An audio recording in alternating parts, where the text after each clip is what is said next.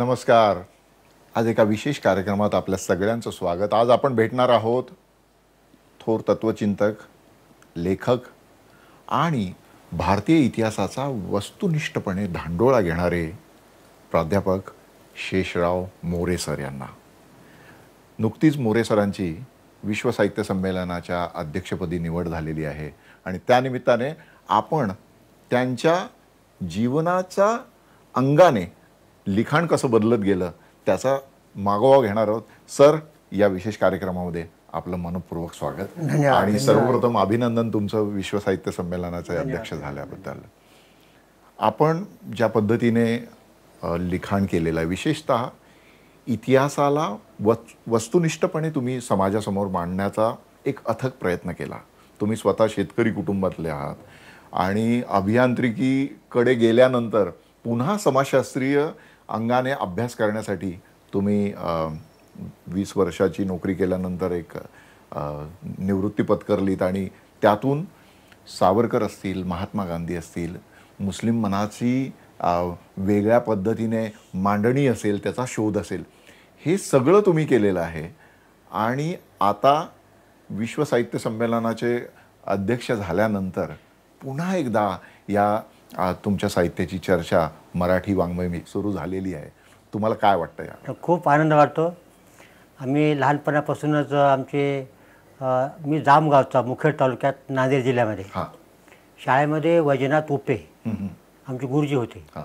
8वीपासून त्या मला सांगायचे, सावरकरांचा अभ्यास करा, तुम्ही विज्ञानिष्ठ बनाल, बुद्धिनिष्ठ बनाल. आणि तेव्हापासून आम्ही सावरकरांचा अभ्यास सुरू केला. आणि हा अभ्यास केल्यानंतर आमचा जवळजवळ कॉलेज जीवनात सगळा अभ्यास सावरकरांचा पूर्ण झालेला होता. नांदेडला आल्यानंतर आम्ही 11वी 12वी त्यावेळची आम्ही सावरकर अभ्यास मंडळ स्थापन केलं. अरे वा. सावरकरांचा बुद्धिवाद लोकांना सांगितला पाहिजे ही तळमळ आम्हाला लागली, कॉलेज जीवनापासून लागली होती. आणि गावामध्ये आमचं शेती होती. आमच्याकडं 10वीपर्यंत आम्ही गावात राहिलो आणि 10 ते 4 शाळा आणि 10च्या अगोदर 4च्या नंतर शेतामध्ये काम करावं लागायचं आम्हाला. सगळं म्हणजे सगळं पूर्ण, अगदी निंदणी, खुरपणी, नंदी खुरपणीच्या बायाम भागा राहून समजा 10वीपर्यंत. आणि अशा प्रकारे आम्हाला अभ्यासाला वेळच मिळायचा नाही. मग मॅट्रिकला काय झालं, जूनमध्ये वडील आमचे अत्यंत रागीट, खूप मारायचे आणि घरी आले की समोर त्यांच्या सगळं हे काम करा, ते काम करा आणि अभ्यास करून देण्यात आम्हाला. मग आम्ही अभ्यास 10ला सुरू करायचा आणि 2ला बंद करायचा. मग अभ्यास करून देत नाही. मॅट्रिकला गेल्यानंतर आमच्या गुरुजीच्या सल्लामसलत करून आम्ही पळून गेलो गावाच्या बाहेर. तुम्ही गाव सोडून पळून गेला जून महिन्यामध्ये. आमचे वडील भाऊ होते बेटमुगराला एका गावामध्ये शिक्षक होते 50 किलोमीटर, त्याच्याकडे गेलो. का आलाच म्हणाली, अभ्यास करू देत नाही. मग देगलूरला नेऊन ठेवलं मला एका खोलीमध्ये आणि मी सबंध मॅट्रिकचा पूर्ण अभ्यास खोलीत बसून केलेला. एकाही दिवस वर्गात गेलेलो नाही. अरे बापरे. आणि त्यावेळेस 2रा क्रमांक होता नांदेड जिल्ह्यामध्ये माझा. नांदेड जिल्ह्यात 2रा क्रमांक होता. मग आता पुढचं शिक्षण कसं करायचं, तर नांदेडला यशवंत महाविद्यालय निघालं, शंकरराव महाराजांनी काढलेलं होतं. आणि गोविंदराव म्हैसेकर हे नंतर कुलगुरू झाले. बरोबर आहे. आणि ते खासदार, ते तिथे प्राचार्य. आणि त्यांचं लक्ष विद्यार्थ्याकडं, बहुजन समाजातले, ग्रामीण भागातले विद्यार्थी, शेतकरी घरातली मुलं, त्यांनी आम्हालाच बोलायला पाठवलं. मग आमचं जेवणं, खाणं, शिक्षण सगळं त्यांनी केला. पण ते म्हणाले की सायन्स घ्यायचं. माझा ओढा पीपल्स कॉलेजला, कुरुंदकरांचं कॉलेज, इतिहास अभ्यास करावा, समाजाचा अभ्यास करावा. तुम्ही तोपर्यंत नरहर कुरुंदकर वाचले होते? हो, नक्की वाचले होते, पण कळत नव्हते. आमच्या आले ते शाळेला एकदा, ते पाहिले की रे इतका लळा लागला कुरुंदकरांचा आम्हाला. आणि कॉलेजला आले की त्यांच्याकडे जाऊन बसायचं कॉलेजला मी ऐकत मराठीचे विषय आणि सगळे भाषण. अतिशय प्रभाव, सावरकर कुरुंदकर हा प्रभाव पडला. पण माझ्या त्या कॉलेजला जाणं शक्य झालं नाही. माझ्या मनाच्या विरोधात विज्ञान घ्यावं लागलं. सगळं लक्ष, सगळं आवडी तिकडे, समाजशास्त्र विषय मनात आणि प्रत्यक्ष अभ्यासामध्ये विज्ञान आणि गणित चांगलं असल्याचे दुष्परिणाम झाले. ओके. आणि मग इंजिनिअरिंग कॉलेजचं शिक्षण पूर्ण कॉलेजनं, त्या यशवंत कॉलेजनं केलं माझं. मग इंजिनियर झालो असं चुकून. पण त्या काळातसुद्धा मी औरंगाबादला सावरकर अभ्यास चालवायचा. ते करून सावरकर मांडला पाहिजे आपल्याला. आणि जेव्हा मी नोकरी लागली तेव्हा नांदेडला नोकरी लागली. त्यानंतर मी जवळजवळ 10 वर्ष शेती केलेली आहे पुन्हा. पुन्हा आले तुम्ही हां, उत्तमपैकी सगळा हिशोब, गहू, केळी, ऊस, किती खर्च लागतो, किती उत्पन्न होतो, आणि सगळं 10 वर्ष मी केली, ते शेती विकून टाकली. एकीकडे सावरकरांचा बुद्धिवाद तुमच्या मनामध्ये तुम्ही रुजवलेला दिसला. म्हणजे मी सावरकरांनी 1857चा उठावाचं ते स्वातंत्र्य युद्ध कसं आहे, स्वातंत्र्य समर कसं आहे हे सांगण्यासाठी केलेला अट्टहास वाचलेला आहे. पण तुम्ही जी 1857च्या उठावाची चिकित्सा केलेली आहे ती तुम्ही म्हणालात का तो जिहाद होता. म्हणजे सावरकर वेगळं बोलतात आणि तुम्ही वेगळं बोलता असं दिसतं. तर हा फरक कोणामध्ये झालेला आहे की सावरकर नंतर बदलले? काय होतं की सावरकरांच्याच विचार झाला बदल आहे. हा सावरकरांचे 2 टप्पे आहेत. अंदमान पूर्वीचे सावरकर, अंदमान पूर्वीचे सावरकर हिंदू मुस्लिम ऐक्य झालेलंच आहे असं मानणारे होते. भारत एक राष्ट्र आहेच आणि इंग्रज फक्त आपले शत्रू आहेत म्हणून त्यांना हाकलून देण्यासाठी हिंदू मुस्लिम ऐक्य करावं, लढाई द्या करावी, आपण संग्रह कसं करावा हा त्यांचा हेतू. त्यामुळं बहादूरशाह राजा होत आहेत, हे त्याचं स्वागत करत आहेत. त्या पुस्तकामध्ये जिहादची 17 उल्लेख आहेत. त्या पुस्तकात सुद्धा आहेत. पण जिहाद म्हणजे चांगली गोष्ट आहे म्हणतात सावरकर. त्या पुस्तकात काफिराला ठार मारणं चांगली गोष्ट म्हणतात सावरकर. शर्यत आणव म्हणतात सावरकर. कारण नंतर कारण काय होतं की माझा अभ्यासाचा असा निष्कर्ष आहे की सावरकर अंदमानात गेल्यावर त्यांनी तिथं इस्लामचा अभ्यास केलेला आहे. पण सर अंदमानात म्हणजे माझी जन्मटेपमध्ये अनेक उल्लेख आहेत. अंदमानामध्ये त्यांचा तिथले जे कारागृहातले कैदी होते, मुस्लिम धर्मीय होते, काही तिथले जे वरिष्ठ अधिकारी होते, त्यांच्याशी संघर्ष सुद्धा मोठ्या प्रमाणात आला होता. झाला तोही झाला. पण हे असं तिथल्या मुस्लिम कायद्याची भांडणं वगैरे म्हणून बजारे सावरकर इतकं बरोबर प्रकरण नाही ते. त्यांनी मागून घेतलं कुराण. ओके. तिथं वाचलेलं आहे. धर्मांतर करून घ्यायची तिथं मुसलमान का करून घेतात ते. आणि मग त्यांनी इस्लामच्या खोल गेले आणि इस्लामचा अभ्यास केल्यानंतर मुस्लिम प्रश्नाविषयी त्यांचं आकलन बदललं. आल्यानंतर मग त्यांनी ग्रंथ लिहिला, हिंदुत्व ग्रंथ लिहिला. आणि नंतरचे सावरकर मग काय म्हणाले की मुसलमानांनी धर्माच्या काळामध्ये लीग स्थापना झाली, त्या वेगळेपणा विना करायला लागले, तर हिंदू मुस्लिम प्रश्न कसा मिटवावा. तर ह्याने असं ठरवलं की हिंदू एक केले पाहिजे, संघटन केलं पाहिजे. हा प्रश्न असा आहे. तर त्यांचं मुस्लिम प्रश्नाविषयीचं आकलन बदललं. सर तुम्ही सावरकरांचा बुद्धिवाद, सावरकरांचे तर्क हे वेगळ्या पद्धतीने त्याची चिकित्सा करून तुम्ही लोकांसमोर मांडले. तो काळ सगळा असा होता की जेव्हा देशात आणि राज्यामध्ये काँग्रेसची सत्ता होती. आता काळ बदललेला आहे. देशात आणि राज्यात भाजपची सत्ता आहे. हिंदुत्व मानणाऱ्या राष्ट्रीय स्वयंसेवक संघाचे स्वयंसेवक दोन्ही ठिकाणी बसलेले दिसतात. तर या सगळ्या पार्श्वभूमीवर जे सावरकरांच्या विचारांना किंवा सावरकरवाद ज्या पद्धतीने प्रस्थापित व्हायला पाहिजे होता किंवा त्याची चर्चा व्हायला पाहिजे होती ती होताना दिसत नाही. नाही, आता खरं आहे सावरकरवाद म्हणजे काय. आता मी जे मांडणार ते वेगळं मांडणार. सावरकरवाद म्हणजे बुद्धिवाद, विज्ञाननिष्ठा, समाजक्रांतीची विचार असं मी मांडणार. आता बुद्धिवाद म्हणजे काय, सावरकरांनी जो बुद्धिवाद मांडला इतका टोकाचा बुद्धिवाद मांडला प्रखर. 36 सालाच्या काळात 25 ते म्हणजे धर्मग्रंथ हे कालबाह्य झाले. हे सावरकर स्वतः म्हणतात. वेद, गीता, रामायण, महाभारत, उपनिषद सगळ्याचं स्थान ग्रंथाच्या कपाटामध्ये आहे. ग्रंथालयाच्या गायीबद्दल सुद्धा तसंच म्हटलं. ते साधी गोष्ट झाली गायला. पण ग्रंथ तुमचे कालबाह्य ठरवणं फार मोठी गोष्ट आहे. आणि आज विज्ञानाच्या पायावर समाज उभा केला पाहिजे. काल काय झालं सांगायचा अधिकार धर्मग्रंथाला. स्मृती पुराणोक्त सोडून द्या. शास्त्राचा एरडाचं गुऱ्हाळ आहे. आज आपण आधुनिक बनूया, पुढे बनूया. यापेक्षा जास्त बुद्धिवाद कोणता राहतो.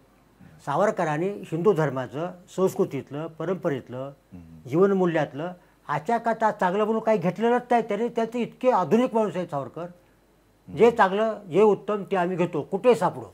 मला आठवतं विद्याधर गोखलेंनी एका अग्रलेखामध्ये सावरकरांचा उल्लेख प्रच्छन्न मोहम्मद गजनी असा केला होता. नाही, ते का बरोबर नाही तो तसा करणं. म्हणजे हिंदू धर्माच्या विरोधामध्ये अंधश्रद्धा याच्यावर त्यांनी भरपूर बोललेले आहेत. सांगतो उदाहरणार्थ इतकं ते आमचे आनंदराव आठवले, वरदानंद भारती नांदेडचे, दासगुनी महाराज शिष्य, ते सावरकरचे खूप चाहते, पण बुद्धिवाद न पटणारे. ते काय म्हणायचे, सावरकरांचे धर्मावर ते जे प्रहार केले सावरकरांनी ते कसे आहेत, तो कुशल वैद्य नाजूक शस्त्रानं शस्त्रक्रिया करतो, पण सावरकरांची सुरी खाटकाची वापरली होती म्हणे. तर सावरकरांचा बुद्धिवाद आज सुद्धा धक्कादायक वाटतो, इतका मोठा आहे. नाही सर, आत्ताचा जर समाज बघितला, विशेषतः महाराष्ट्रीय समाज आपण जो बघतो, शिकलेला वर्ग आहे, हा सगळ्या बुवा बाबांच्या माताजींच्या आहारी गेलेला दिसतोय आणि त्यांच्या समज, श्रद्धा, अंधश्रद्धा या अशा विचित्रपणे अभिव्यक्त होताना दिसतात. आमची जी सत्ताधारी आहेत, राजकीय नेते, हे कुठलीच गोष्ट मूर्त काढल्याशिवाय पुढे जाताना दिसत नाहीत. तर हे सगळं सावरकरांना अभिप्रेत नव्हतं. आणि ते सावरकर फार पुढे 36 हे तर समाजामध्ये असे धार्मिक लोक राहणारच, पण त्या सावरकरांनी त्यावेळी जे मांडून ठेवलं ते आम्ही वाचलं कॉलेजला. आम्ही 100% बुद्धिवादी झालो, अधार्मिक झालो, नास्तिक झालो, पाखंडी झालो. त्यांचा वाचून बघा विज्ञाननिष्ठा, तुम्ही एवढा विज्ञाननिष्ठा बनायचे प्रेरक तरुणाला दुसरं कुठंच मिळणार नाही तुम्हाला. कुणाच्या धर्मभावना जपायचा कधी प्रयत्न केला नाही त्यांनी. उदाहरण घेऊन मी सांगत नाही, गाय काय, तुमचं सूर्याची पूजा काय, गायत्री मंत्र काय, सत्यनारायण काय, सगळ्या यांची ग्रह ताऱ्यांची सत्यनारायणची पूजा करायची म्हणाले. तो म्हणजे बुडत नाही, प्रसाद खाल्ला तर बुडत नाही.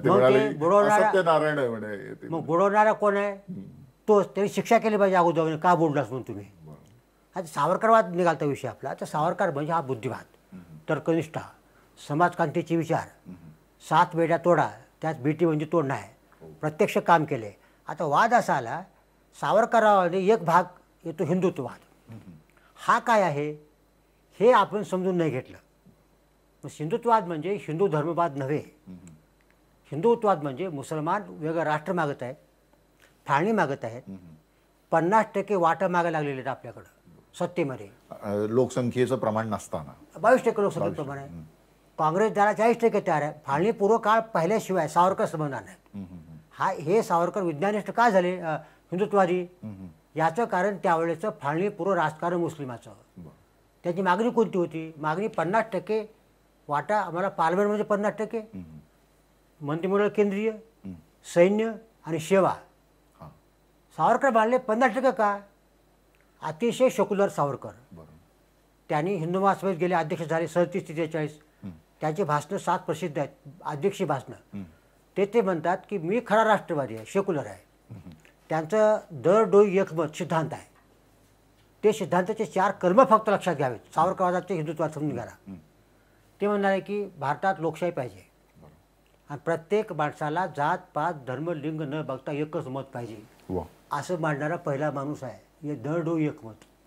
तेव्हा असं नव्हतं. 2, अल्पसंख्याकांना त्याचा धर्म, संस्कृती, भाषा याला घटनेत संरक्षण देण्यात यावं, आता दिलेलं आहे.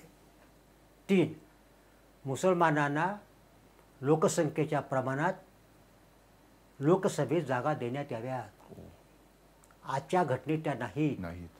म्हणजे आज ती स्थिती नाही पण आहे. आणि नाही, आता मुद्दा कोणता चाललाय, सावरकर मुस्लिम विरोधी होते काय, त्याचा हिंदुत्वाद काय आहे असा प्रचार करतात आता सगळेजण. अनेक लोकांनी केला विचारवंतांनी. सावरकराला मुसलमान दुय्यम मानत होते, त्यांना मतदानाचा हक्क देणार नव्हते, हे हिंदू राष्ट्र आहे, हिंदू धर्मावरला आहे, मुस्लिमाला दुय्यम. हे सगळं खोटं आहे. सावरकरांनी जे दिलं होतं ते आताच्या धर्म घटनेमध्ये दिलं नाही मुसलमानाला. अतिशय सेक्युलर माणूस. खरं म्हणजे 22% जागा राखू द्या हे सुद्धा पटणार नाही आज. तर त्यांचा हिंदुत्ववाद म्हणजे धर्मवाद नव्हे, हा अतिशय आधुनिक वाद आहे. फक्त मुसलमानांनी वेगळं राष्ट्र मागत आहेत, घटना नीट बनत नाही आहे. मग याला एकच उपाय आहे, हिंदूंनी आपल्या हक्कासाठी एक झालं पाहिजे. हिंदुत्व म्हणजे हिंदूचं न्याय हक्क रक्षण करणं. त्यासाठी हिंदूंनी एक व्हा. आणि जर समजा मुस्लिमांनी आपलं तो सोडून द्यावं, मी सोडतो माझं हिंदुत्व, अलगत्व, आपण एकच आहोत, हां, तेव्हा हे ते हिंदू राष्ट्र बनायचे, म्हणून मुस्लिम राष्ट्र बनायचे, हिंदू राष्ट्र म्हणतात. ते हिंदुत्वाचा धर्माचा संबंधच नाही. हा हा सिद्ध एकदा आपण पाहिल्यानंतर त्याचा बुद्धिवाद दिसतो आपल्या कटात, समाजक्रांती, बुद्धिवाद, विज्ञाननिष्ठा. पण काय केलं आपलं, सावरकर हिंदुत्ववादी आहे म्हणजे धर्माचं राष्ट्र उभं करणार, ते हिंदू राष्ट्र आणणार. हे सगळे अनुयायी आणि विरोधक दोघांनी नीट मांडल्याने तो मी मांडण्याचा प्रयत्न केला.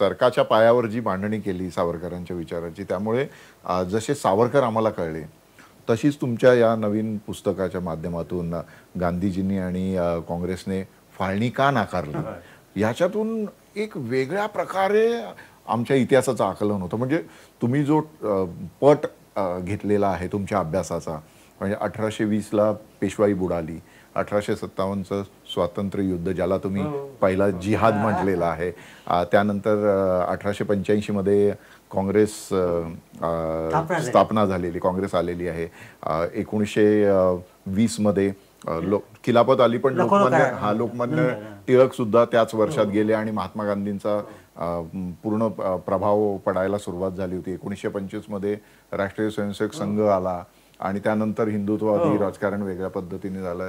त्या सुमारास इकडे कम्युनिस्ट चळवळ वेगाने वाढायला लागलेली होती आणि 1935 नंतर पाकिस्तानची मागणी मोठ्या प्रमाणात वाढली. हा ठराव, पण त्याचं वातावरण निर्माण झालं होतं आणि 40ला अधिकृत ठराव झाला आणि 46-47 पर्यंत सगळं वातावरण बदललेलं होतं. सर, तर हा जो पट तुम्ही तुमच्या अभ्यासासाठी घेतला, यासाठी तुम्ही जे योगदान दिलेलं आहे, म्हणजे विशेषतः गांधीजी आणि काँग्रेसने फाळणी का नाकारली हे वाचल्यानंतर आता जे गांधीजींना दोष देणारे तथाकथित हिंदुत्ववादी आहेत त्यांच्या सुद्धा डोळ्यात तुम्ही अंजन घातलेलं आहे. खरं आहे, कारण खरं सांगू का, सावरकर काय गांधीजी काय, माझा दोघांशी काही परिचय असा संबंध नाही. माझ्या देशाकरता कोण विचार काय मांडले ते वस्तुनिष्ठ मांडणं माझं काम आहे. तर फाळणीमध्ये काय झालं की आपण अखंड भारत पाहिजे म्हणतोय. माझा प्रश्न असा आहे की फाळणी झाली नसती तर येणारं अखंड भारत कसं असतं, राहिलं कसं असतं, म्हणजे अखंड भारताची राजघटना राहिली कशी असते मला सांगा. हा माझा मूलभूत प्रश्न आहे. आपण काय करतो, भावनिक अखंड भारत. अखंड भारत, आज भारत एक का बरं आहे, तर आज भारत एक आहे, भारताची एक राजघटना आहे म्हणून भारत एक आहे. डॉक्टर बाबासाहेब आंबेडकर आणि त्यांच्या सगळ्या सहकाऱ्यांनी त्यावेळेस जी मांडणी केली होती घटनेची, त्याच्यामुळे देश एक संघ राहायला मदत झाली. नाही, दुसरी गोष्ट, ती घटना मान्य आहे म्हणणारे लोक आहेत भारतामध्ये. त्यांनी म्हणजे आज भारतातल्या लोकांना भारताची घटना एक पाहिजे आहे म्हणून भारत एक आहे. पाकिस्तानात गेलेल्या माणसाला घटना एक मान्यच नव्हती ना, मग घटना एक मान्य नसल्यामुळे फाळणी झाली. जर पाकिस्तान धर्माचा आधार होता त्याला, जर पाकिस्तान भारतात असतं तर होणारी घटना राहिली कशी असते याचा अंदाज करून बघा तुम्ही. ते असं होतं, येता येता अखंड भारत राहिलेला आहे. काँग्रेसनं, गांधीजींनी ते अखंड भारत नाकारलेलं आहे. ते कोणतं भारत, अखंड भारत, कॅबिनेट मिशनचं सरकार स्थापन झाले पंडित नेहरूचं 2 सप्टेंबर 46ला, त्यानुसार त्या अखंड भारताचं स्वरूप असं आहे. ते शेवटी नाकारलं काँग्रेसनं, फाळणी झाली. एक भारताचं संघराज्य राहील, केंद्र सरकार ठिकाणी राहतील अधिकार फक्त 3 विषयाचा, दळणवळण, संरक्षण, परराष्ट्र, सारे अधिकार राज्यांना. आज आपण काश्मीरला ते देऊ शकत नाहीत कारण मग केंद्र सरकार दुर्बल झाले. 2, केंद्र सरकारामध्ये मुसलमान 40% जागा, 40% हिंदूंना, 22% संख्या असताना हे आपलं अखंड भारत. 3, भारतामध्ये सगळे संस्थानिक स्वतंत्र राहणार, हे आपलं अखंड भारत होतं. हे अखंड भारत कधीही टिकलं नसतं. तेव्हा ही घटना तयार होत नव्हती, मुस्लिम लीग येत नव्हती, म्हणून फाळणी करून घटना बनवली आपण. तेव्हा अखंड भारताची घटना कशी राहिली असते याचा विचार केल्याशिवाय आपल्याला फाळणी चांगले समजताचे ना. गांधीजीनं अखंड भारत नाकारला, कोणता नाकारला, तर ते दुर्बळ केंद्र सरकारचा. 50% मुस्लिम हिंदू वाटणी मागतात, मुसलमान 40% इंग्रज मान्य करतायत, संस्थाने भारतात विलीन होत नाहीत, असला अखंड भारत नाकारला. सरदार पटेल काय म्हणाले, आम्ही फाळणी काय केली, अखंड भारत अखंड ठेवण्यासाठी आम्ही फाळणी केली. To keep India united we divided it. ते केल्यामुळं आजचा भारत एक संघ आहे. सर त्याच सुमारास डॉक्टर बाबासाहेब आंबेडकर यांनी सुद्धा या सगळ्याचं स्वागत केलं होतं. सगळ्यात भारतामध्ये वस्तुनिष्ठ मांडणारे म्हणजे बाबासाहेब आंबेडकर. 40 साली 23 मार्च 40ला लिग्न ठराव केला फाळणी पाहिजे म्हणून. लगेच बाबासाहेबांनी ग्रंथ लिहिला 480 पानाचा, थॉट ऑफ पाकिस्तान. क्या बात आहे. आणि त्या सगळ्या ग्रंथामध्ये त्यांनी काय मांडलेलं आहे, भारताची फाळणी करणं कसं भारताच्या हिताचं आहे. त्या ग्रंथात त्यानं थॉट ऑफ पाकिस्तानमध्ये बाबासाहेबांचं म्हणणं असं आहे, हिंदू मुसलमान दोघांची एक राजघटना करणं शक्य नाही. मुसलमान हे सेक्युलर घटनेवर निष्ठा ठेवणार नाहीत, तेव्हा दोघं वेगळे व्हा. दारुल इस्लाम दारुल हरब, तेव्हा दोघं वेगळं होऊन दोघं सुखांत राहा, अशा प्रकारचा तो ग्रंथ आहे. आणि हेच स्वातंत्र्य मिळणार आहे तुम्हाला, घेऊन टाका. फक्त आडले ह्याच्यासाठीच 40 साली बोलतेत. आणि तेच मान्य करायला 7 वर्ष लागली काँग्रेसला, तेच काँग्रेसने केलेलं आहे. बाबासाहेब ते बोललेत ना, ते 56 सालचं भाषण साली आहे. ते काय म्हणाले, पाकिस्तानचा तत्त्वज्ञ मीच होतो, फिलॉसॉफर. मीच ते फाळणी व्हावं असं सांगितलं होतं. मला जर भारत अखंड राहिला असता तर भारतात 2 राष्ट्राचे सरकार राहिले असते, एक हिंदू आणि मुसलमान. त्यापैकी मुसलमान जमात राष्ट्रकर्ते जमात बनली असती, हे बाबासाहेब स्वतः लिहितात 56 साली. आणि हिंदूंना मुसलमानाच्या दयेवर जगायला लागले असते.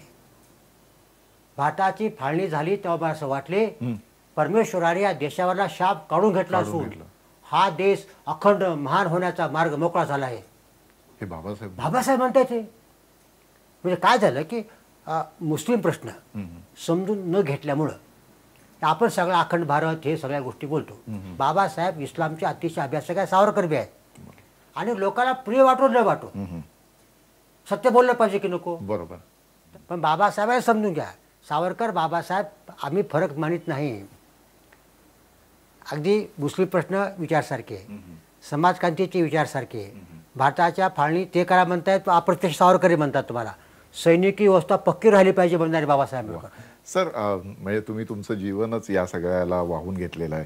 आता ज्या पद्धतीने काही मनोरंजन क्षेत्रातले लोक गांधी विरुद्ध आंबेडकर, गांधी विरुद्ध सावरकर अशी काही खेळ करतायत आणि मग नथुराम गोडसेंचं उदात्तीकरण करण्याचा प्रयत्न होतो आणि त्याच्यातून मग गांधी पूर्ण काळे कुट्ट कसे दाखवता येतील असा प्रयत्न होतो आणि चुकीच्या पद्धतीने खलनायकाला नायक करण्याचा प्रयत्न केला जातो.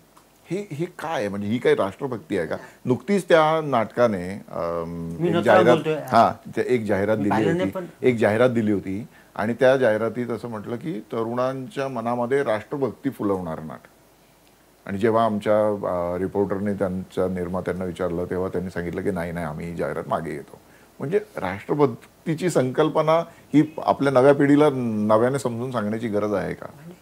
आहे तर हे सगळे काय की भावनेच्या आहारी जाऊन सगळं करताय सगळे. म्हणजे गांधीची हत्या याचं कौतुक करणं हे काय सामान्य गोष्ट नव्हे. नथुराम मी काय बोलतो हे मला आत काय ते सांगितलं आणि कारण मला नाटक बघणं झालं नाही.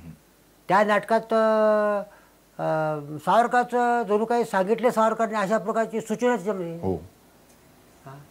हे म्हणजे काय होते की काही लोक समाजामधले अशा प्रकारचे राहतातच, त्यांना किती सांगून काय उपयोग नसतो. तर ह्या किती गट आहे, छोटासा गट आहे अशा प्रकारचा. राष्ट्रवाद त्याला समजून सांगून काही उपयोग असं नसतो तुम्हाला प्रकारचा बरं काय. तर गांधीचा विरोध करा, नेहरूचा विरोध करा, कोणताही नेता संपूर्णपणानं त्याचे विचार चुकीचे नसतात. आपण काय केलं पाहिजे, सावरकरचे काय विचार, गांधीजीचे काय विचार, नेहरूचे काय विचार, सर्वांचे विचार घेऊन पुढे गेलं पाहिजे आपण अशा प्रकारे. तर गांधींनी देशाला काहीतरी दिलं असतं पाहिजे ना. आज एवढे 40 कोटी लोक त्यांच्या मागं होते, कशासाठी होते मागे त्याच्या ठिकाणी. तर राष्ट्रवाद राष्ट्रभक्ती खरं सांगू काय या देशामध्ये राष्ट्रभक्ती पुरी होती आपल्या होती का आपल्याकडं. या देशात तिकडच्या पूर्वी संस्थानं होती, त्यांनी ती सगळी नष्ट केली, खालसा करत करत गेले आणि 75% भारत एक केला. 57% 1800 उठाव झाला. त्यानंतर म्हणाले आता तुम्हाला आम्ही खालसा करणार नाही. तेवढाच भारत ब्रिटिश इंडिया बनला, त्याचीच फाळणी झाली, संस्थानं शिल्लक उरली. 57चा उठाव म्हणजे संस्थान शिल्लक राहायला कारणीभूत झालेला आहे.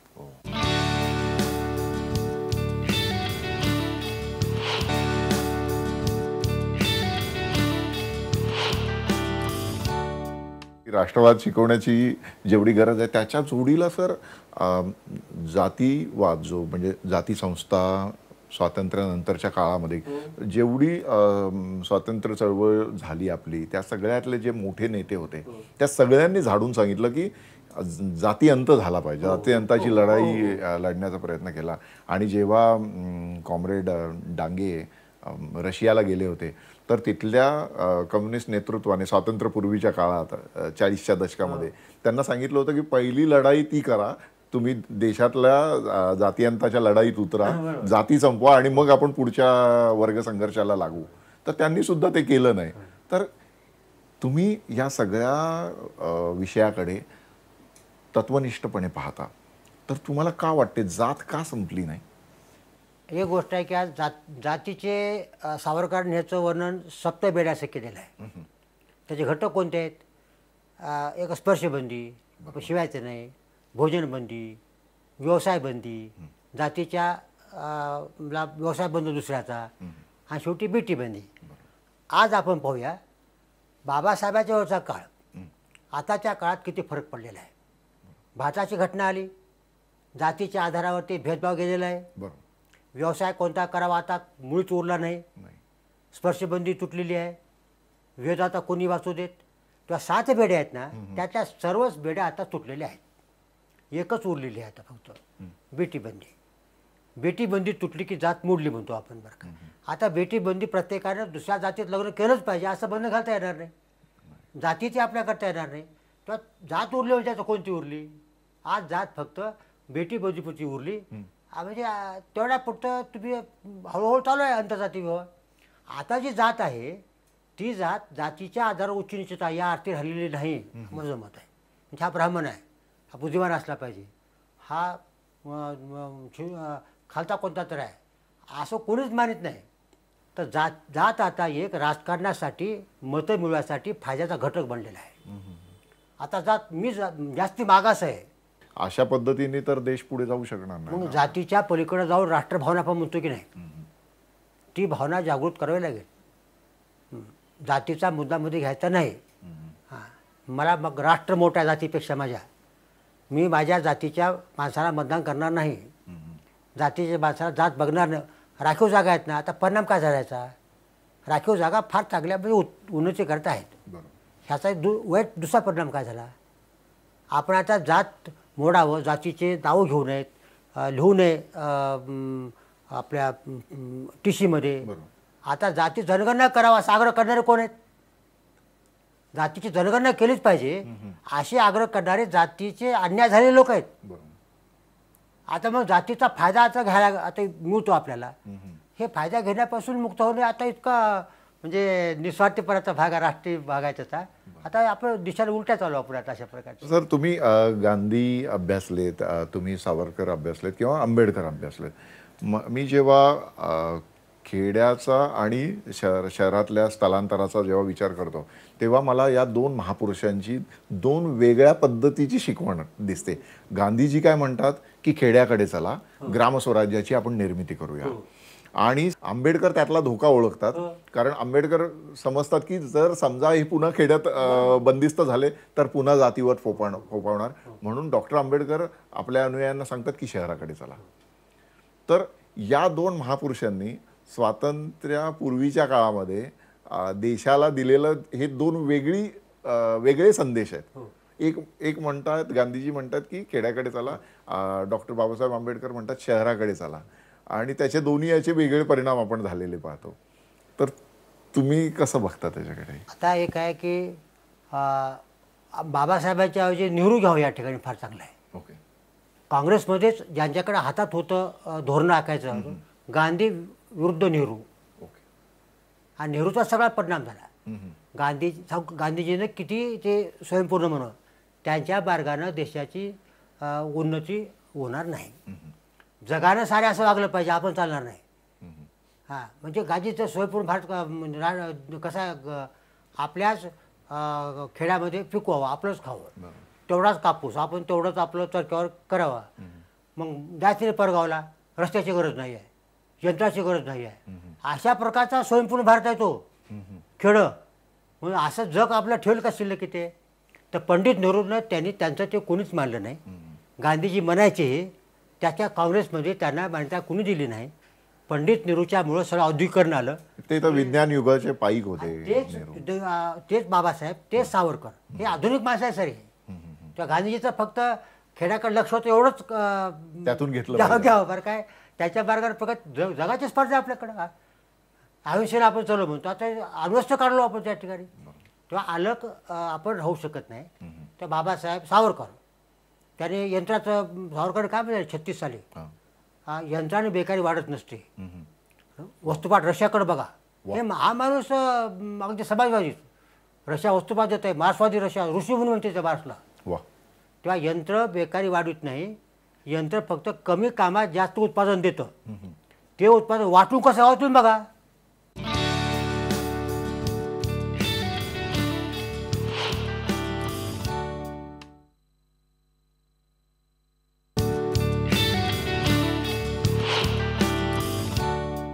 आता तुम्ही विश्व साहित्य संमेलनाचे अध्यक्ष झालेले आहात. मी बघतो की गेल्या काही दिवसात म्हणजे तुमच्याच जामगावचे नागनाथ कोतापल्ले सर पण मुखेड तालुक्याचे साहित्य संमेलनाचे अध्यक्ष झाले होते. त्यानंतर आत्ताचे सदानंद मोरे सर साहित्य संमेलनाचे अध्यक्ष. दुसरे आपले डॉक्टर भालचंद्र नेमाडे सर यांना आता ज्ञानपीठ पुरस्कार मिळाला. ही सगळी सर शेतकरी कुटुंबातली मुलं आता साहित्य क्षेत्रात, साहित्य प्रांतामध्ये एस्टॅब्लिश झालेले आहेत. तर हा बदल तुम्ही कसा बघता याच्याकडे? भारत स्वतंत्र झाला, नवी घटना आली, संधी सर्वांना मिळाली, ह्याचे अपार परिणाम आहेत. हे आपल्याकडे काय केलं, विशिष्ट वर्गाने शिकून पुढे जावं असं होतं. स्वातंत्र्यपूर्व काळामध्ये लेखक कोण आहेत वाचून बघा तुम्ही सगळ्या ठिकाणचे. काही शिक्षण नव्हतं. आता जेव्हा शिक्षण खाली जायला लागलं तर सगळ्या थरातनं जे कोणते अभ्यासू लोक आहेत ते वर यायला लागले. त्यामुळे हा आता अपार परिणाम झाला. आता लेखाची पुस्तकात बघा, आता अर्धे व्हायला लागलेत. आता इंजिनियर, डॉक्टर कोण आहेत, संख्या फार मोठी, बहुजन समाजाची संख्या आहे तुम्हाला. तर शिक्षणाचा हा प्रसार होत गेला. त्याच असणारे अभ्यासू लोक सुद्धा पुढे येत गेले. त्यामुळे हा प्रत्येक क्षेत्रामध्ये आता हे लोक येणार, बदल होणार, गुणवत्तेवर चालू आहे. ह्याचा परिणाम. पण आता मी बघतो की जी शेतकऱ्यांच्या घरातली मुलं आहेत ती शेतात उतरायला तयार नाही आहेत. म्हणजे असं म्हणतात की थोडं शिकला शेतीपासून तुटला, अधिक शिकला गावापासून तुटला, कुटुंबापासून तुटला, आणि त्याहून अधिक शिकला तर देशापासून तुटला. अशी परिस्थिती झाली. तुम्ही त्याच्याकडे कसं बघता? आता पुढं कसं आहे, आता आपल्याकडं शेतीमध्ये ज्याच्याकडे 5 एकर जमीन आहे कोरडवाहू, अशा आता आमच्या मुलाची पिढी घ्या, किती लोक आहेत? 10% नसतील. प्रत्येकाच्या घरी जमीन 5 एकर 2.5 एकर. आता आमच्या मुलाचे 2 मुलं तुकडे झाले, त्याचे तुकडे झाले. आणि 5 एकर किंवा 2 एकर जमिनीत तुम्ही शेती करू शकत नाही. आज 70% लोकांची शेती करत नाहीत. हे मुलगा शाळेत गेला, कॉलेजला गेला, तो जात नाही खेड्यामध्ये. आता म्हातारा बाप करतो कामामध्ये, शेतामध्ये काम करायला नोकरदार नाहीत. नोकरदार मिळत ते बेकारी म्हणतो की नाही, हे कारकुनी कामाचे तासासाठीची बेकारी आहे. प्रत्येक शेतीचा तुम्हाला वापर केला पाहिजे, आधुनिकता केली पाहिजे, यंत्रा शेती केली पाहिजे, पाण्याची व्यवस्था केली पाहिजे. तुमची वेळ सगळ्या गोष्ट काय, शेतकऱ्याने आपला भाव आल्याशिवाय विकणार नाही अशी त्याची अवस्था केली पाहिजे. मग त्याला शेती मोठी पाहिजे, 2000-3000 एकर, त्याचे वेअरहाऊस, त्याचंच मार्केटिंग, त्याचं दुकान. मला असं वाटतं पुढं चालून मल्टीनॅशनल कंपन्या अशा शेती करतील आणि सगळ्या शेतीत उत्पादन असं कुठंतरी चित्रपूर्ती झालं बरं का या मार्गानं. आज शेती मग आपली कोण राहिलं नावावर फक्त आपल्या इतक्या अशा प्रकारच्या असं होणार आहे तिथं. अशी परिस्थिती आहे सगळी. सर आपण इथे आलात आणि प्रचलित सगळं जे राजकारण आहे, समाजकारण आहे, त्याच्यावर तुमची मतं मांडलीत. मी तुम्हाला IBN लोकमतच्या या कार्यक्रमात आल्याबद्दल मनपूर्वक धन्यवाद देतो. मला बोलल्याबद्दल तुमचा अत्यंत आभारी आहे. धन्यवाद सर.